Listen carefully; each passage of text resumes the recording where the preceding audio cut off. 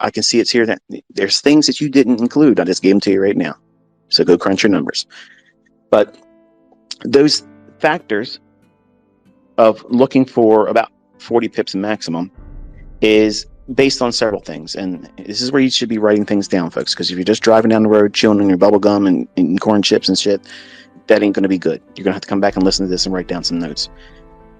Generally, from the open at midnight to the high of the day, it's usually within 30 pips that it makes the high of the day. Sometimes, in some weird instances, it'll go as much as 40 pips. Why 40? Because sometimes you'll cross and breach a big figure number, for instance, a 0-0 level. Okay. And if that's the case, the algorithm can many times spool or spread beyond a particular level, run past it, in other words, as much as 40 points or 40 pips. So that's why I use 40 pips as a general rule. And if it goes beyond 40 pips, then it's probably not going to be a sell-off. It's probably going to keep going higher. Or it means I need to sit on my hands and do shit. Nothing. Just go back to bed. And then I'll trade the New York session. Okay, so I just tossed it in there, no extra charge. But using our example for pound dollar in the New York session, if we are expecting something bullish, our weekly analysis indicates that we're in a buy model. There's a high impact or medium impact news driver coming out at 8:30 or so in the New York session, all New York local time. Everything is always New York local time. Stop trying to take your shit in your chart and line up to your local time because it makes sense to you. Everything in these markets are always going to be on Eastern time. I don't give a fuck who tells you different. I don't care how long they said they've been trading. I don't give a fuck. Okay, that's all bullshit. Everything, all these algorithms is doing is running on New York time. Midnight in New York, that's the beginning of your fucking day. It's not Wellington. It's not Asia. Okay, it's New York midnight. That's the opening. Okay, I don't give a fuck. Anybody tells you different, that's the way it is. And you bring them, if you're here listening, you bring your shit and I will run right with you and I will run fucking circles around you and show you exactly what these fucking markets do. But you're going to fucking be schooled. So don't talk your shit in your little private little circles, okay, your little fucking webinars, talking all your bullshit because you ain't getting the balls to come here directly. You do it right here and I will run circles around your motherfucking Mickey Mouse ass. Clown. UK boy. So once you have that, you're waiting for price to either drop down, no more than 40 pips, down to a low. But if it runs down below a low that's lower than 40 pips, you don't do anything. You leave it alone. You wait. Just let that go. But if there's a low that say it's at 40 pips, lower than the market price, before that news driver comes out at 8:30, you look inside that low to where the market price is now. There should be a price leg that has moved up. Is there a fair value gap in that? If there is, then you're anticipating now that the market drops down into that fair value gap and not below the low. Now here is that point of contention that every student of mine has, even private mentorship students. They want the silver bullet answer that says, okay, here we are. We're at the brass tacks. This is where the rubber meets the road. ICT, lay it on me, baby. This is it. Hear that? That's excitement in your voice. You're talking to yourself, and I'm not in the room with you. How do I know, ICT, that I can buy that fair value gap and it won't go below the low? Are you ready for this one? Ready? You got your pen and your paper? Write down this. I don't fucking know. You don't know. That's why you put a stop loss there. Are you fucking kidding me? Yeah, that's it. But what happens if it goes down there and I get stopped out? What you do is you wait for it to create a short-term high. And then if it goes back below that short-term high, that's a shift in market structure. Wait for another fair value gap. Then you buy that one with half the risk that you lost on the first trade. If you lose on that one, you're done for the day. Done. How's that fucking complicated? It's liberating. You don't have to know. But if it does happen to you adversely, you know what you're going to do. And if it happens again as an adverse effect and you lose, you're done. You're fucking turning the charts off. You're done. That's your morning routine. You're done. You did your 2 trades. You've lost on both of them. You're done. Or the second one wins and you recuperate some of the drawdown, if not all of it, and maybe go into profit. That's the part that's going to separate all of you from the people that stick with this. Because if you can't accept the fact that you're probably going to lose and it won't change anything, it just takes a little bit away from you. Just like it takes away from your fucking gas tank when you drive to your fucking slave job. Okay? It costs you money to go to work, but you don't ever look at it like that. It costs you toll money to get to work, but you don't look at it like that. That's a fucking loss, okay? Your stop loss is getting hit every fucking day. As soon as you start that car up and you're driving down the fucking road, your stops are getting hit. It's costing you fucking money. You got to replace a fucking tire. You got to replace your tires. You got to change your fucking oil. Guess what? That's drawdown, baby. It's all about perception. You're running around with blinders on. You can't do this and not lose money. You're going to lose money, but you have to manage effectively how you lose it and come back from it. So you're going to do one of those two things. You're going to look for a swing low. Now, if it's less than preferably 30 pips, that swing low on the hypothetical example of pound dollar, I would, even if it had a fair value gap, I would give it the likelihood or the opportunity to trade below that low, especially if it's a high impact news driver. I would look for it to potentially run that low. But if we trade down to the fair value gap in that low, if it's less than 30 pips, I sacrifice that entry that would have been at the fair value gap because I'm waiting to see if it wants to take the low out. If it takes no interest in going below that low and it reacts at the fair value gap, then what I'll do is I'll buy the next down close candle as an order block. That's it. Isn't that straight to the fucking point, folks? Okay? You young guys, get to the fucking point. You can't get any more to the fucking point than I'm doing right now. I'm literally giving you IPTA step by fucking step, and you're still gonna fucking complain. Whatever. So what you're doing is you're determining if you're bullish in a buy model, you're expanding higher on the weekly candle, you're waiting for opposing price direction at the time of the news driver being released. Okay, so whatever, like an employment number or an economic number that comes out, you're expecting the algorithm to reprice lower, and that's going to get all the retail traders wanting to go short. That's exactly what you want. That is the green light go you're looking for. You want to see something opposed to what you think the weekly candle is going to do at that time of that report. That's manipulation. That's the trick. That's the broken wing trick that the robin does to protect its little fledgling that's trying to teach how to fly. You ever seen that, a robin on the ground? And you see it, it sees you before you see it, and it starts chirping real loud, and it starts putting its wing out to the side like it's broke, and because it wants you to chase it. And once you get close to it, that fucking wing's perfect. It flies away and it's laughing at you. But you don't see the baby it's distracted you from. Well, the market does that same kind of thing. That's a Judas swing. It leads you down the primrose lane. It makes you think you're seeing something that's valid, but it's not. And it catches people that are off side because they're ignorant. They have no idea what the fuck they're doing, and they're chasing excitement. Just like a predator. They want to chase the thing that's running. Well, when the market runs, think about what that's done. You have all these people that are neophytes. They're traders that have no idea what they're doing, and they're just anticipating doing something next, but they don't know what it is to do because they're looking at these candles forming and they have no idea. But when there's an excitement and it moves really, really fast low, real quick, sudden, what does that mean? Oh man, I'm missing it. FOMO kicks in, fear of missing out on the move. It's already dropped 20 points. Man, it could go 100 points today or 100 ticks today. And I don't care if I missed the first 30. Let me just get in there right now at down 32 ticks. So you shorten, or they're shorting rather, into that move when you're looking to go long. That's smart money. That's what institutional mindset is. Okay, you're looking for the opposing view of what you're trying to do. That's that market efficiency paradigm. Remember month 1 in the core content? That's what you're doing.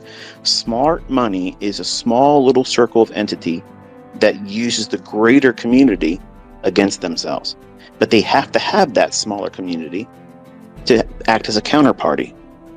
So they use enticement, they induce the excitement of seeing these big movements, and it trips them up. and they're rushing into the marketplace with liquidity. What are they doing? That big drop that occurs. Let me say this. This might not occur in price, and if it doesn't, you do nothing.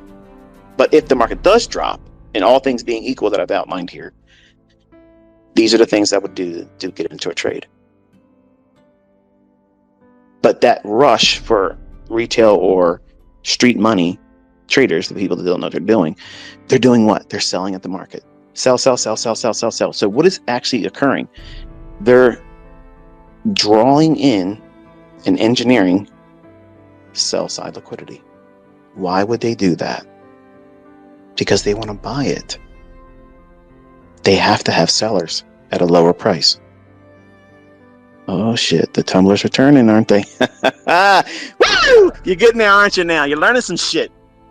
Never expect that on a Sunday. Some of you are listening to me in your headphones right now, and you're wondering if the person next to you at the church pew thinking, did he just hear ICT this holler and whistle? They're probably listening too, don't worry about it. So you're looking for sell side liquidity when you're bullish in a buy model, in a Judas swing that's going lower in a high impact or a medium impact news driver, or you're looking for a BlaYZii, a buy side imbalance, sell side inefficiency, where it's like a fair value gap, where the candle that we'd be focusing on would be a bullish candle. Okay, so fair value gaps are the classification. Okay, that's the imbalance. And to set this record straight, it is not in any George Angel books. There's a fucking clown out there trying to say that this is taught in George Angel. In fact, I'll fucking prove it to you. I'll thumb through real quick and show you there is no fucking reference to a fair value gap in Winning in the Futures Market by George Angel. Okay, I have the book. You can look at it too. It's on fucking line.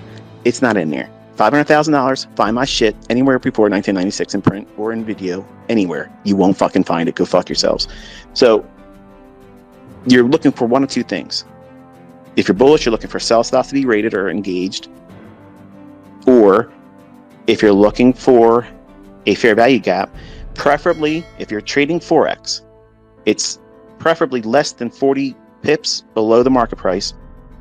In other words, the market price being right before the news event comes out, or preferably below 30 pips. Okay, so that factor further increases. Let's assume if you're bullish and say London, we'll ring in London too, because this is what makes New York better, in my opinion. You have the added benefit of knowing what London has done. Let's now say that we had a previous late session low in pound dollar day before New York midnight for today's hypothetical trading day. And overnight in London, we traded down below that, and then we had a nice reaction higher. And we drifted back down, and say that drifting back down is inside the leg that was created from the London low to the market price prior to the news report coming out at 8:30 in our hypothetical example where we would potentially be bullish on pound dollar. These things are further amplified in terms of odds in your favor, because now you have that likelihood of the London low of the day is in place. And now you're not going to see much of a retracement lower in that leg, because they don't want to get close to that low. It's already locked in. So they're going to be reaching for a higher time frame buy side liquidity pool, or where that weekly chart's reaching for. It may not reach for it and arrive at it that particular trading day. It may require another day later in the week, because we're looking at a weekly expansion. The weekly candle is generated over what? The course of the week. That doesn't mean that it can't happen where the largest expansion occurred on that one single day, whether it be Monday or Tuesday or whatever one particular day it could have been. All the movement can be done with a report day, and then could be quiet, before or after that particular event. So you have to have all that factored in, which is why it's important to only be focusing on medium or high impact news drivers, because you will be less likely to miss the moves if you do that. Now, it doesn't mean you can't trade on days without high impact or medium impact news drivers. It just means that all things being equal, and whatever's in motion will tend to be in motion until we get to the report day. Or in layman's terms, if it's been bullish and a buy side liquidity pool hasn't been reached yet, if there's an absence of a medium or high impact news driver on that particular trading day, I'll still trade long. And that's fine. I just won't push my maximum leverage. I won't pyramid a lot in that particular type of day, because it might not create a lot of movement. So why should I build my positions large? I want to do that. And once I've seen the manipulation, it showed me its hand, like a poker table. Okay, I've seen my player's hand. So now I'm going to play mine strong. I'm going to go all in. I'm going to build and build and build, because I'm on side. I'm on the right direction because of my weekly analysis. It's indicated to me that they enticed the street money to come in going short at a time when I'm looking to go long. And one of two factors I'm looking for. I'm looking for sell side to be taken. If it's too far away to reach for it reasonably, then I'm looking for a fair value gap. If it doesn't have a fair value gap, here's a third. Okay, because just like on roulette, it's not red and black. It's red, black, and green. And green can fuck the whole show up. Green is there is no fair value gap, and the low is too far away to consider. It's beyond 30 or 40 pips below the market price. So what do we do then? You wait. You wait for the market to create another run higher, short-term high. It trades back down, and once it breaks that short-term high, now we have a shift in market structure. Follow the narrative. Do everything I just outlined before. Look for a fair value gap or a run below low and submit to it. You might have to do a secondary trade with less leverage if you get burned on a fair value gap entry. But that's my 2-trade rule on it. And if I lose on both, I'm done. I have to wait for the PM session, or I just simply stop for the day. That's it. Is that complicated, folks? Now, for someone that's new, now I'm not going to be unreasonable here. For someone that's new, the terms I'm tossing out here and some of the logic I'm saying, if you've been around me for a while, this might seem like, wow, this is really complicated. Just give me a fucking moving average, pal. Give me a moving average and a stochastics, man, and call it a day. This is too much PhD shit, piled higher and deeper. No, this is algorithmic principles being articulated in a straightforward manner, right to the fucking point. You asked for this shit. Now you have it. What are you going to do with it? That's what I'm interested in. And then obviously you're just going to submit to the draw on liquidity based on that weekly chart. Now, there are smaller draws on liquidity in the intraday charts, and you see me referencing them all the time. Why do I do that? And why don't I do that with the weekly chart? Because that's the work you're supposed to be doing. How many trades have you seen me share? How many things have I articulated before I even put the trade on? I say, okay, here's the direction I'm looking for because I'm looking at a particular price level. I'll say, note this on your chart. So if it's above the market price when I'm tweeting that, is that bearish? Fuck no, it's not bearish. And there's people still out there thinking, well, why'd you go long? Aren't you bearish? What the fuck would I be looking to go short for if I'm pointing to something 30 fucking handles above the market price? How is that fucking bearish? That's an unrealized objective. It's below where market price is. That means I'm fucking bullish. I'm looking for a reason to go long. It might not be there yet, but I'm looking to get up there. Vice versa. If I say, here, note this on your chart, and it's below the market price, that means what? I'm bearish. I'm going to be looking for something. Looking for what? Some of this shit I just outlined here. Not limited to, but that's predominantly what I'm trying to do. Looking for a way to on-ramp and get a ride to that, okay? Or build a bridge to it. And that's what I do in the morning. Now, it took more time for me to outline it, explain it, give you different, instances where you might have to contend with certain things and certain factors and weigh out whether or not you want to do something. But by far and large, it cuts right to the meat. Trims all the fat off, all the bullshit. It goes right to what are you trying to do? And folks, let me explain this to you, okay? If you doubt what I just gave you is not fucking platinum, go back and look at every fucking move in the last 6 months. And you're going to see one of those two instances. And for the assholes to say, oh, but it didn't work here, use the alternative things I've told you. And you'll get it. Period. If you lose on the day, you must consider using half of what you risked in your next trading day, whatever that trading day would be. If it's the next trading session, if it's the next trading day, if in other words, if say you were trading 10 contracts in the S&P and you lost, okay, on your first trade, then you drop down to 5 contracts on the second trade. If you lose on that, you're done for the day. You cannot take another fucking trade. I don't give a fuck about 5 trade fucking Larry down in fucking Texas, okay? You stop. You don't have the control factors that is required to stay solvent right now. You're learning. So don't be doing this. I need to do this because this guy does 5 fucking trades. He's got Trump coins. He's flipping fucking quarters. Fuck that shit. You have to limit your exposure. You have to do that now in the beginning, because if you don't, you're going to develop bad habits, or you're just going to blow your fucking account, and you're going to discourage yourself before you can give yourself a real chance to do this and succeed. But if you take 2 trades and they both lose, you took one at 10 lots, you lose. Take one at 5 lots. That's half of what you leveraged on your first trade and lost. The next trade, you're taking 5 lots. If you lose on that one, you're done for the day. If you win on that second trade, regardless of what the win is, you're done for the fucking day. You do not trade in the PM session. Done. But Michael, shit! You don't fucking trade again. You won. Leave it there. There's other trading opportunities. Stop fucking thinking that one trade idea, that one particular trading session is the be all end all. That's your fucking career. You're trying to encapsulate your entire fucking lifetime career in that one trading day.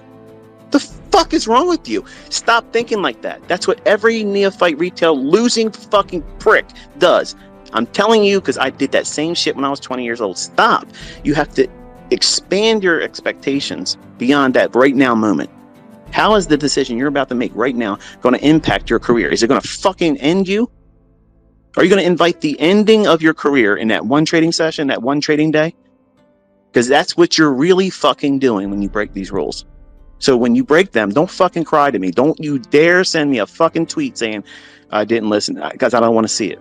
Because I've given you reasons now how to avoid it. I've given you the logic on how to avoid it. But if you take in one trade at 10 and you lose, you take another trade at 5 contracts and you lose, you stop trading. Whenever you trade again, whether it may be the next trading day or next week, say it happens to be on a Friday, okay? My best advice is if you had a winning week, don't trade on Fridays, because you'll regret it. If you lose, you're going to want to get back to what you had as an equity high for the week in such a short little period of time, and the market generally tends to get real quiet towards the end of the Friday week close. And you'll think you see shit in the charts, and they won't be there. And you'll lose more. And you'll go into the weekend hating it, because either you gave back the weekly gain or a large portion of it, and you could have been feeling good about it on the weekend, saying, you know what, I didn't trade on Friday. I had a good week. Why push it? Why the fuck do you need that? Because you're trying to increase your social media equity curve, and that's a fucking loser's game. Don't do that. It's about making fucking money and consistently keeping it. Fuck their opinion about you or me. Who gives a fuck? Do you think any of this shit that these people fucking say about money is changing anything? It hasn't. So don't worry about it. Don't factor any of those fucking things in. Keep your results. That's the focus. And follow the fucking rules. But whatever that next trading day is, whether it be the next trading day or the next week, on a Monday, if it's been Friday, you did this 2-day or 2 losing trades in one single day. What would you trade with if you lost 10 and 5? Well, you can't do 2.5. So just do 2 contracts. And you have to trade that 2 contracts until you make 50% of what you lost when you lost on the 5 contract losing trade. Once you get back to 50% of that, now this is the highest form of what I do. You shouldn't, in the beginning, you shouldn't do this. You should recoup the full loss that you took at the 5 contract loss. And then at that point, then you can go back to trading 5 contracts. And when can you go back to 10? When you make what that losing trade was when you lost on 10 contracts. You have to be organized. You have to be diligent about keeping records of what you did, how you lost the money, and how do you build it back systematically, soberly. You're not trying to go out there and just roll the fucking dice. It's not fucking Las Vegas, folks. You got to go in here with a principled mindset, knowing that you can lose your fucking ass Don't take stupid risks. Don't guess. If it's not obviously in the chart, and if the conditions aren't ripe, where the production of a result that is favorable isn't likely and more in your favor than not, you don't fucking trade. You don't do that. You simply observe. And if you don't know when that is, you haven't been studying and backtesting and tape reading long enough, because you're going to know when it's obvious for you to get in. Right now, you're all just itching to get that feeling of winning the fucking lottery like it's a scratch off. That's dumb. That's a loser's mindset. You don't do that, folks. You don't do. Traders that make money consistently, they don't fucking guess. They don't guess. We know exactly what we're fucking looking for. We're waiting for it. If it doesn't materialize, we sit still. And we don't give a fuck about Tom, Dick, and fucking Harry on social media and what they're claiming they did. Does that make sense? Has anything I've outlined here seemed overly complicated, except for the folks that don't know my terminology? Or if you're too green and have never really looked at a chart and understood the references of the weekly chart versus an intraday chart, I understand then it would go over your head. But if you spend time with the content that I've put on my YouTube channel, you come back to this video or come back to this discussion or this recording, and everything I just outlined for you is a fucking pathway to the fucking bank. It's consistent, folks. What I just outlined here today, you'll get this at least 2 times a week. And you only need one. You only need one to have a career. One winning trading day. And if you stopped, that's a career. See, some of you see what I do against these people that talk shit about me. I'll put example out just about every day. Boom, boom, boom, boom, boom. And you think that's what ICT wants me to do. No, it's not what I want you to do. I don't want you to do that. What I want you to do is find your unique model that fits you, that fits your risk appetite, how you are comfortable with trading, your frequency of trading. And then live there. Bloom where you're planted. See, there's a lot of things I'm never going to fucking teach you folks, okay? I'm not going to do it, because what I've taught already has been abused. And there was other things that I was never going to teach you anyway, because I'm not permitted to teach it to you. But you don't need to know those things, but I will absolutely showcase that shit in 2023.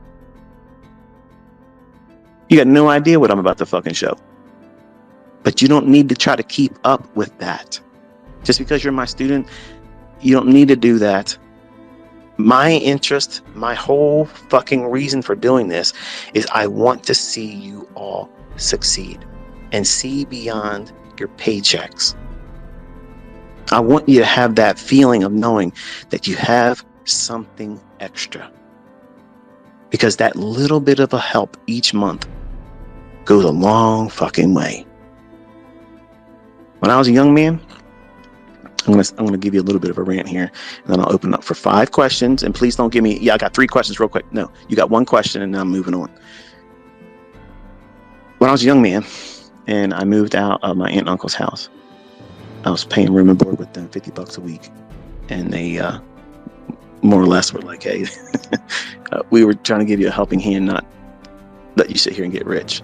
And I was like, okay, well, that wasn't the result of our conversation and where I was thinking we were going to go with this, but I felt uncomfortable, so obviously I had to move out. And I didn't know a lot about life in general. I had a very sheltered childhood. I didn't know much about many things at all, really. And when I was living by myself,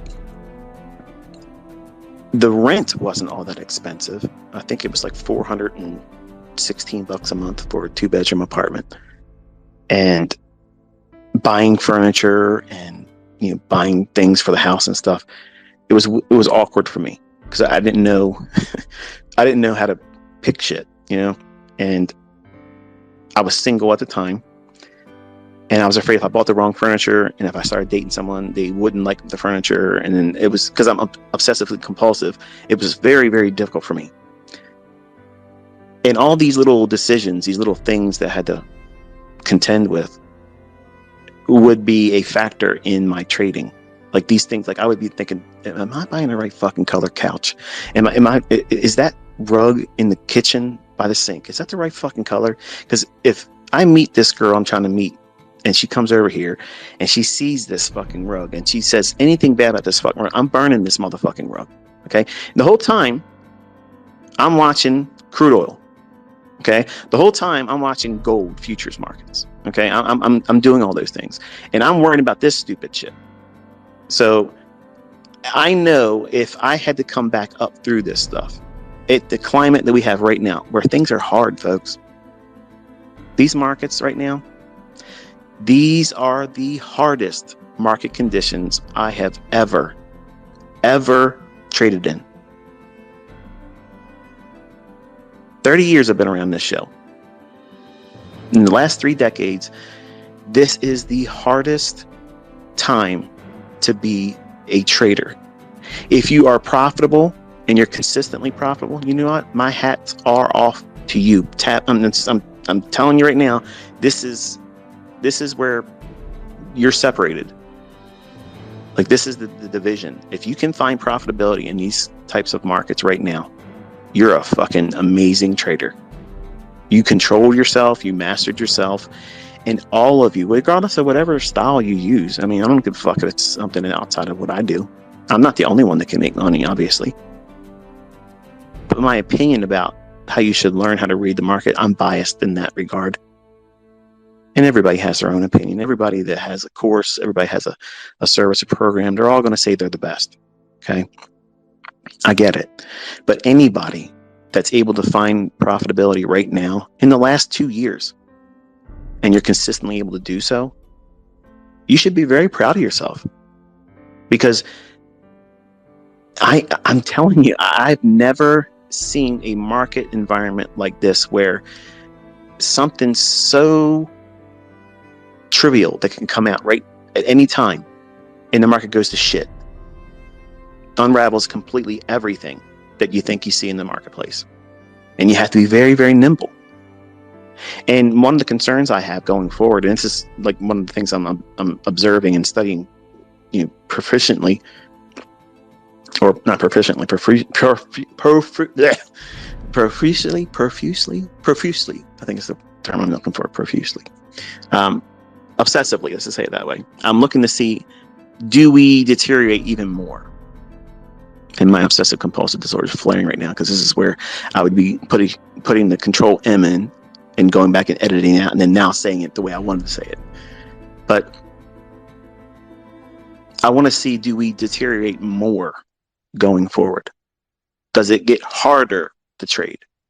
Or are we working ourselves out of those kinks in the marketplace where it's been very, very challenging, very, very difficult? Now, when I say that, obviously you can see that I can find setups and their precision is still there, but not to the degree that it was prior to 2019 and that type of climate.